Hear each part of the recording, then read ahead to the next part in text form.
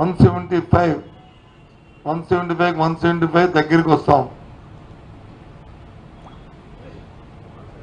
Sir ఇది అన్నారు కదా, అధికారులను కూడా ప్రతిపక్షం కోరుకున్న వాళ్ళనే నియమించారు అని. మరి అధికారంలోకి వచ్చాక వాళ్ళని ఏమైనా మారుస్తారా? మార్చడం కదా, అయిపోయింది కదా. ఎక్కడైతే ఎస్పీలు మార్చారో నేను కాదనలేదు బాబు, అది ఎక్కడ నేను వినలేదు. కొన్ని మరి చీకట్లో చెప్పారని నాకు తెలియదు. నేను ముందు కనుక వినలేదు, నేను ఎక్కడ వినలేదు అని చెప్తున్నాను. I'm sorry. నేను వినకపోవడం నాకు తప్పవచ్చు.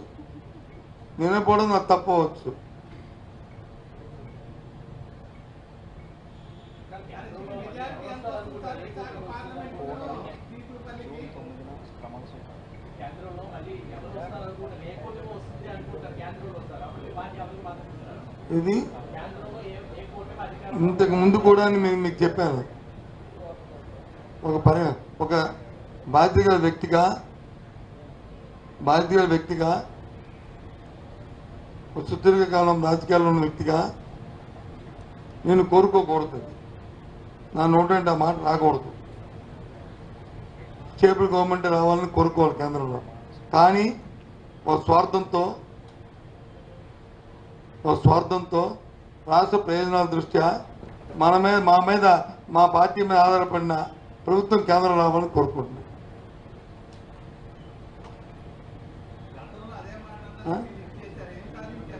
ఏమి ఎక్కడొచ్చింది? మీరు ఏ దేశంలో ఉన్నారో నాకు తెలీదు. మీరు భారతదేశంలో ఉన్నారో అమెరికాలో ఉన్నారో? 22 కాదు బాబు. ఏం అంత నేను మాట్లాడుతుంది ఏంటి, మీరు మాట్లాడుతుంది ఏంటి? 22 అనలేదు. మా మీద ఆధారపడిన ప్రభుత్వం కేంద్రం రావాలి. అండర్లైన్. మీరు ఏదో ఆక్యుపెంట్మెంట్తో మాట్లాడితే నేను ఎవరు ఆక్యుపెంట్మెంట్ అయితే ముందు రాసి ఇచ్చేయండి. రాసి ఇచ్చేస్తే మీరేం చెప్పండి, చెప్తారు. తప్పలేదు. నేను క్లియర్ కట్గా చెప్తాను. నాది అంబిగ్యూటీ లేదు. నాది షార్ట్గా ఉంటుంది. మీరు చెప్పిన ప్రశ్నకి నా సమాధానం. ఉత్తరాంధ్రలో 175 వస్తే 34 వస్తాయి. మరి 175లో 174 వస్తే అప్పుడు ఏది పోతుందంటే అప్పుడు చెప్తాను. మేము 175లో అంతే ఉన్నాం. అత్యధిక స్థానాలు రావాలనుకుంటున్నాం. ఒకవేళ ఎక్కడ నేను పోతే అవన్నీ ఎక్కడ కడుతున్నాం అది త్వరలో చెప్తాం. ఏవో 2, 3, 5, 10 పోతే అనుకుంటే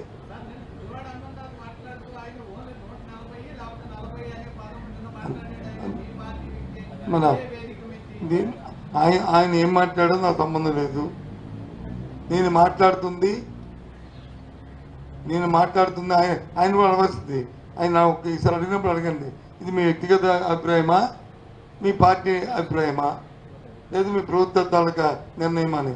నేను మాట్లాడుతుంది నా పార్టీ అభిప్రాయం,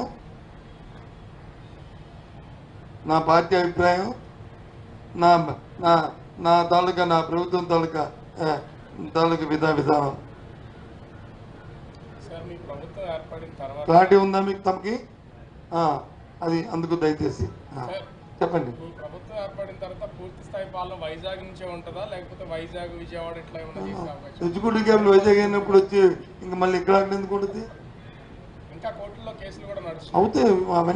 అవన్నీ మేము మేనిఫెస్టో అందుకే కదా పెట్టాం. తెలుగుదేశం పార్టీ మేనిఫెస్టో పెట్టలే, మేము ప్రజా తీర్పుకి ఇచ్చాం. మేము ఇది ప్రజా తీర్పుని కోరుతున్నాం. ప్రజా తీర్పు వచ్చిన తర్వాత దాన్ని న్యాయస్థానాన్ని కోరుతాం.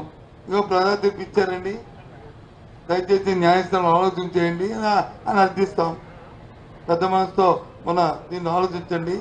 స్వార్థపూర్తితో కొంతమంది న్యాయస్థానాలకు వచ్చి దీన్ని అభివృద్ధిని ఆటంకపరుస్తున్న ఎవరైతే రాష్ట్ర ద్రోహులు ఉన్నారో వారి పట్ల అప్రమత్తంగా ఉండాలి. రాష్ట్ర అభివృద్ధికి మీరు సహకరించాలని కోరుతాం. దానిపైన బెంచ్ నిర్ణయం.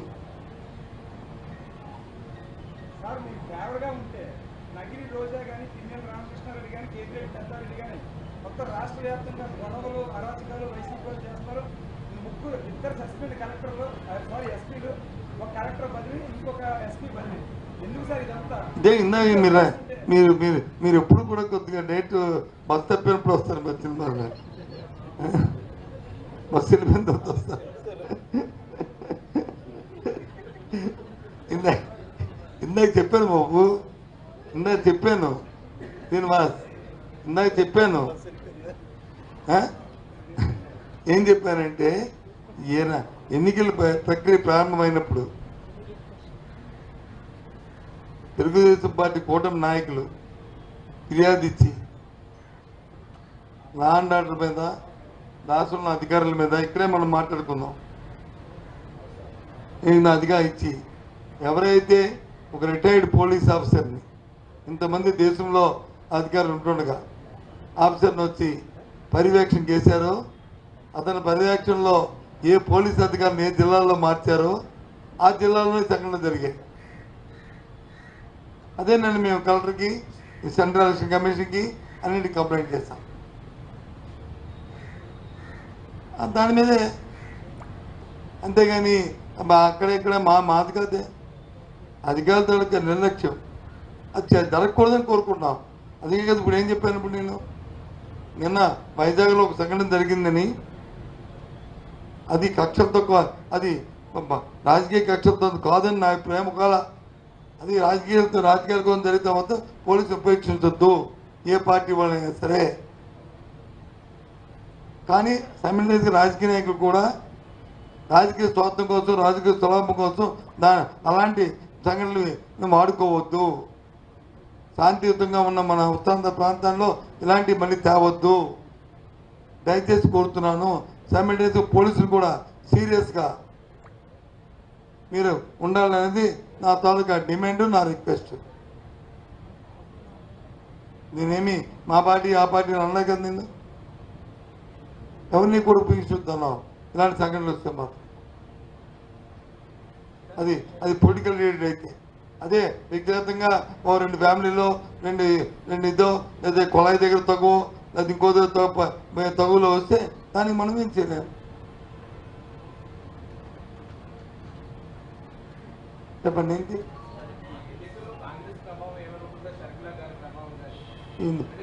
తినబోతురు వచ్చింది బ్రదర్, అయిపోయింది కదా, తినడం అయిపోయింది. 4 రోజులు లెక్కలు వచ్చేస్తాయి. ఏంటి ఇంకా ఇప్పుడు దాని మీద కామెంట్ చేసుకోవడం, రివ్యూ చేసుకోవడం,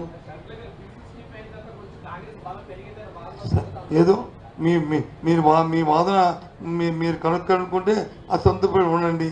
నేనెందుకు కామెంట్ చేయాలి?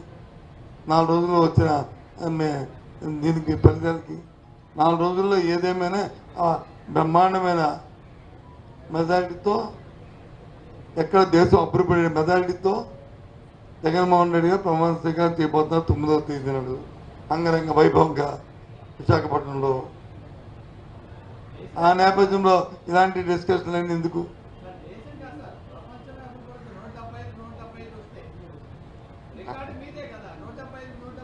ఓకే చూడు, అది కూడా దేశంలో అవ్వాలని కోరుకున్నాం మేము. మీరు ప్రపంచ అభివృద్ధి వస్తే 170 రావాలి, 170 దగ్గరగా వస్తాయని చెప్పేసి నేను చెప్పింది. అది ఒకటి తగ్గొచ్చు, 2 తగ్గొచ్చు. ఇది నీ అభిప్రాయాలకి అయితే చంద్రబాబు పవన్ కళ్యాణ్ గెలుస్తారంటే వాళ్ళు కొడుకు పోను, వాళ్ళు బామ్మర్ది ఓడిపోతారు.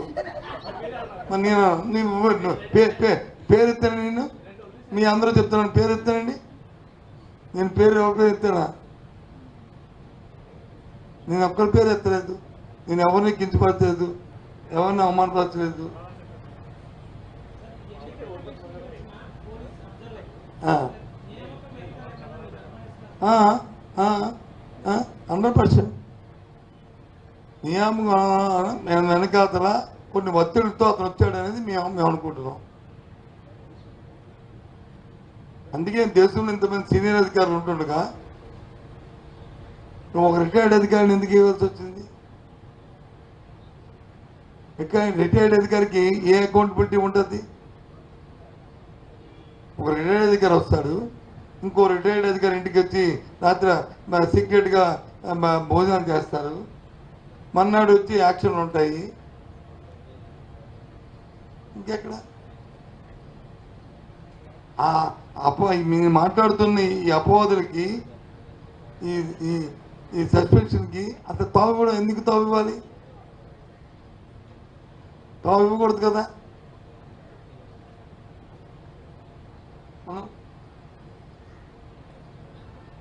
అది ఉంటుంది. కాబట్టి మళ్ళీ మీ ద్వారా కూడా అన్ని రాజకీయ పార్టీలను రిక్వెస్ట్ చేస్తాం. మన సాంప్రదాయం, మన సంస్కృతి, మన ఉత్తరాంధ్ర ప్రాంతంలో ఉన్న మన సోదర భావాన్ని ఎన్నికల వరకే మనకి ఎన్నికల తర్వాత వచ్చి మన ప్రాంత అభివృద్ధి అనే నినాదం ఏదైతే ఉందో ఈ మధ్యన కొద్దిగా డీవర్ట్ అవుతుంది. దయచేసి వద్దు. అభివృద్ధిలో మనం భాగస్వామ్యం ఉందని కోరుకుంటూ, ఒకవేళ ఏదైనా రాజకీయ కోణం దాని జరిగితే మాత్రం పోలీసు మాత్రం అయితే ఉపేక్షించొద్దు. ఎంత బాగానే ఏ పార్టీ అయినా సరే మీరు చర్య తీసుకోవాలని నా డిమాండ్.